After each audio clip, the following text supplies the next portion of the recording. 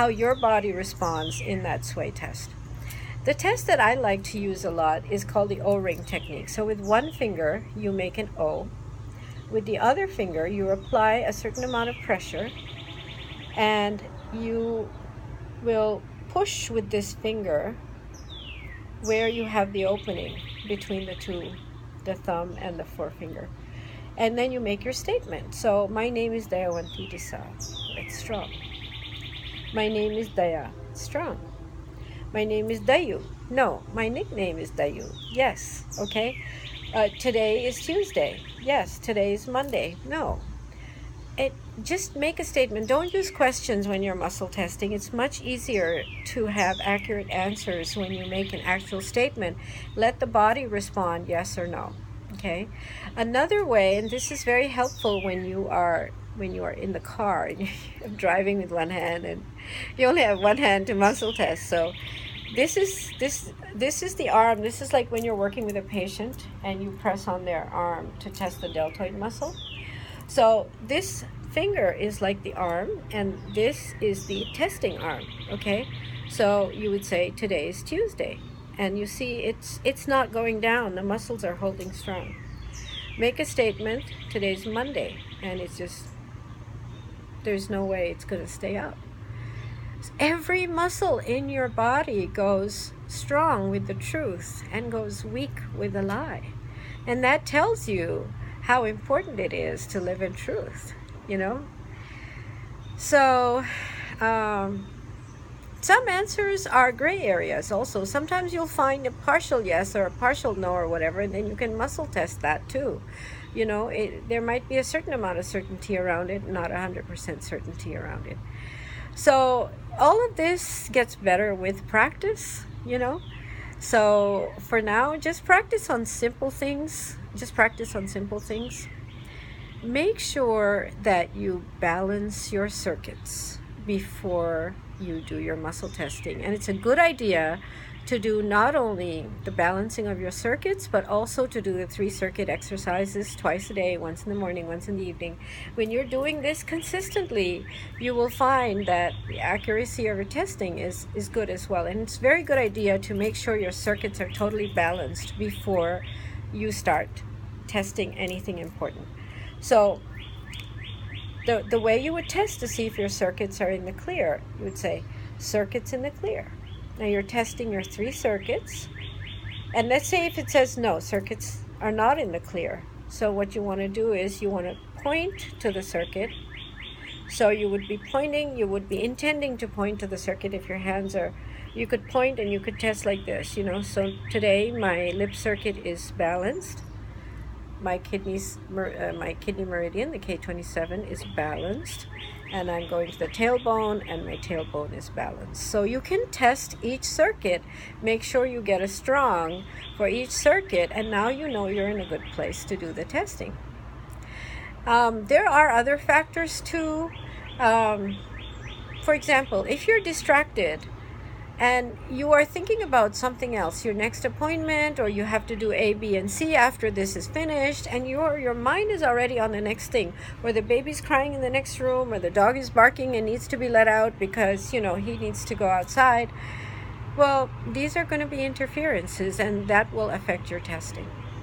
So you need to make sure that you are focused on what you are doing, because otherwise, and when I'm working with a patient, even on the phone, if I find they're distracted, and I will do a test that says testing in the clear, and I get a no. Their circuits are in the clear, yes.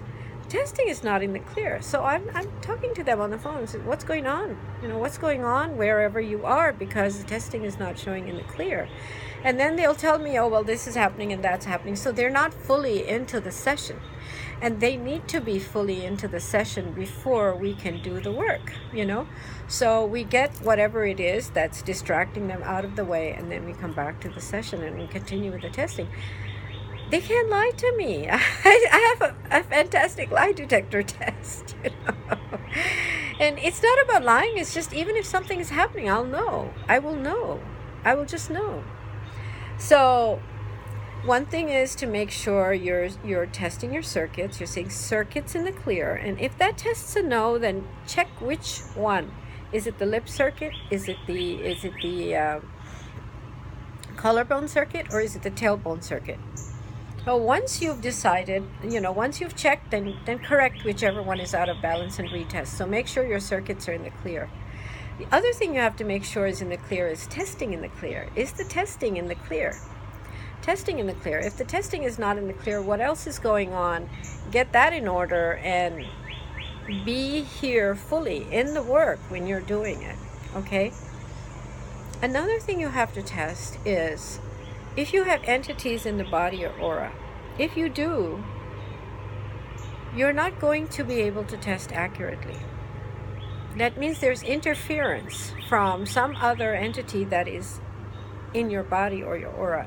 Sometimes patients have a lot of negativity. You may find that they attract entities based on whatever emotion there is.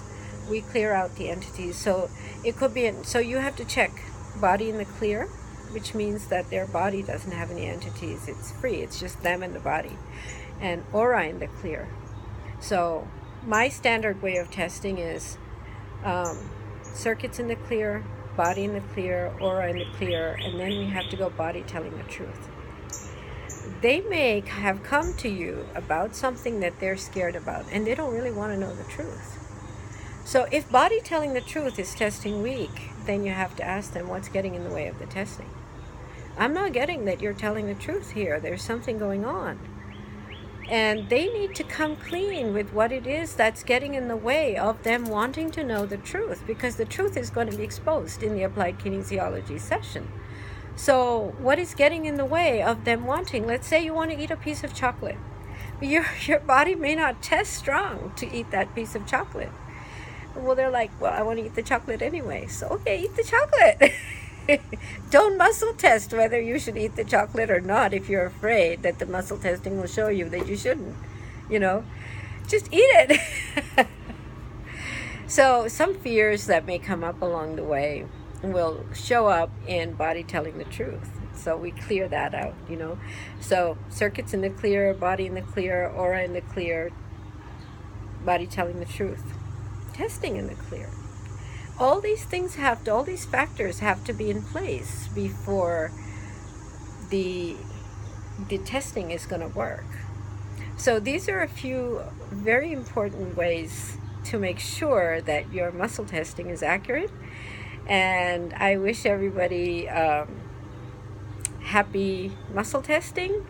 And I would love to hear what responses you're getting with your work. And I'm doing this basically for people to use for their personal lives, not for the professional. I mean, although it is used professionally as well.